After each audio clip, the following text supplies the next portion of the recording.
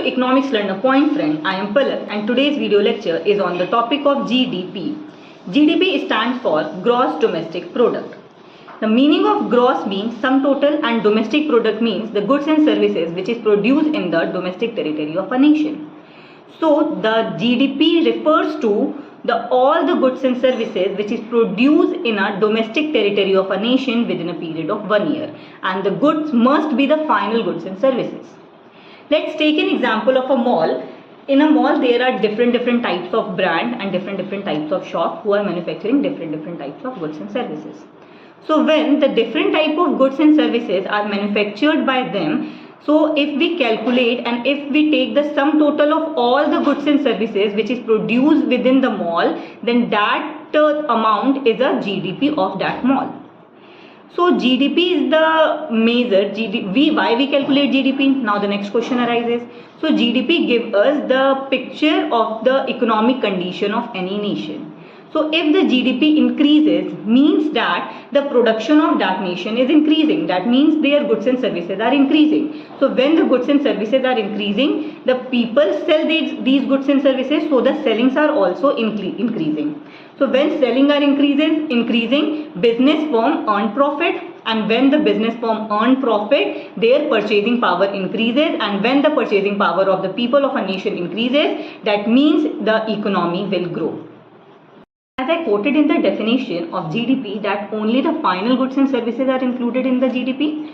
So let's take the example of a car manufacturing company who is manufacturing a car and taking the tire from some other company and taking the other material of the car from other company and assemble them together and make a car.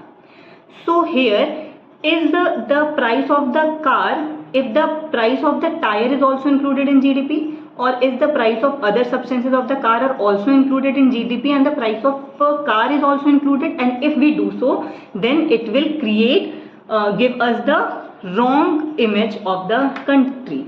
So because of that, we only take the final goods and services which is going to be consumed by the consumer only and not the other part. So here we cannot take the price of the tire and price of other substances in the GDP. We will take only the price of the car which is going to be consumed by any car owner.